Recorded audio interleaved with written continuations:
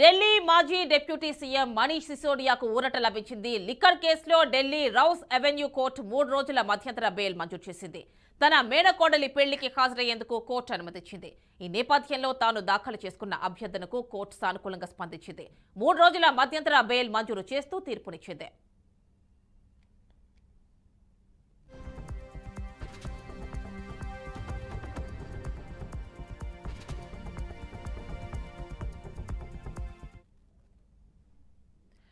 ఢిల్లీ మాజీ deputy CM Manish సిసోడియాకు ఊరట లభించింది. లిక్కర్ కేసులో ఢిల్లీ రౌస్ అవెన్యూ కోర్టు 3 రోజుల మధ్యంతర బెయిల్ మంజూరు చేసింది. తన మేడకోడలి పెళ్లికి హాజరయ్యేందుకు కోర్టు అనుమతించింది. పూర్తి డీటెయిల్స్ మా కరెస్పాండెంట్ అశోక్ అందిస్తారు. అశోక్, చెప్పండి, మనీష్ సిసోడియాకి 3 రోజుల బెయిల్ దొరికినట్టుగా తెలుస్తోంది. ఫుల్ డీటెయిల్స్ ఇవ్వండి.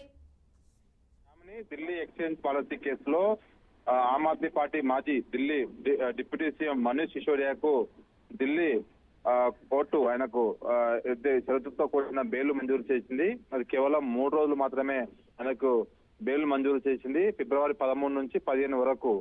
సో లక్నోలో తన మేనకోడలు జరిగే వివాహానికి పోవాలంటూ ఆయన బెయిల్ పిటిషన్ వేశారు.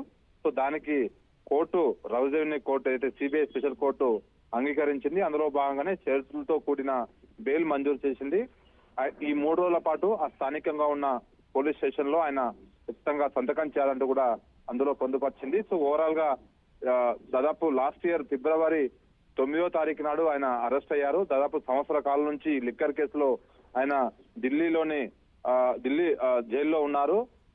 సో కాబట్టి ఆయన చాలా సార్లు ఇప్పటికే ఢిల్లీ లిక్కర్ పాలసీ వ్యవహారంలో ప్రతి చార్జ్ షీట్ లో మనీష్ సిసోడియా వ్యవహారంపై అటు ఈడీ ఇటు సిబిఐ ఆయన పేరును 10 సార్లు సందర్భాల్లో అందులో పొందుపరిచింది. లిక్కర్ పాలసీ వ్యవహారంలో ఢిల్లీ ముఖ్యమంత్రి అరవింద్ కేజ్రీవాల్ తో సహా ఢిల్లీ ఉప ముఖ్యమంత్రి మాజీ మనీష్ సిసోడియా కూడా ఇందులో ఇన్వాల్వ్ అయ్యారు. వీళ్ళంతా ఒక పథకం ప్రకారం కలిపి 2020, 2021, 2022 సంబంధించిన నూతన పాలసీ తయారు చేశారు. ఆ పాలసీ సందర్భంగా అనేక మంది వేరే ప్రైవేట్ వ్యక్తులకు లాభం చేకూర్చేలా పార్టీ ఫండ్ తీసుకున్నారు వీళ్ళు.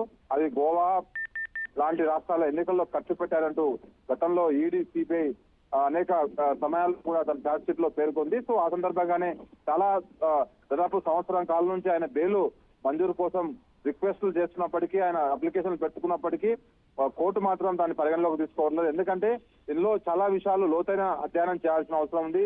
ఇందులో ఇప్పటికే చాలా మంది ప్రముఖులు, వ్యాపారవేత్తలు, రాజకీయ నాయకులు అరెస్ట్ అయ్యారు. కాబట్టి ఢిల్లీ ముఖ్యమంత్రి అరవింద్ కేజ్రీవాల్ కూడా ఇప్పటికే 5 సార్లు నోటీసులు జారీ చేసింది.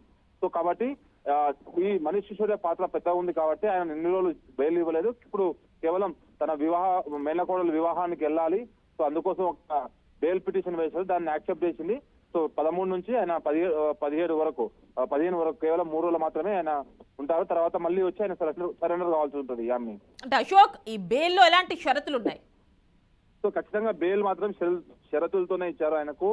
బెయిల్ వచ్చిన తర్వాత ఈ రోజు సాయంత్రం 6 గంటల 7 గంటల సమయంలో ఆయన కోర్టు ఆర్డర్స్ ప్రకారం జైలు నుంచి బయటకు వస్తారు. వచ్చిన తర్వాత ప్రతిరోజు ఆయన ఎక్కడ వెళ్తే అక్కడ నియరెస్ట్ ప్రాంతం ఉంటుందో ఆ నియరెస్ట్ ప్రాంతం పోలీస్ స్టేషన్కి వెళ్ళి సంతకం చేయాలి.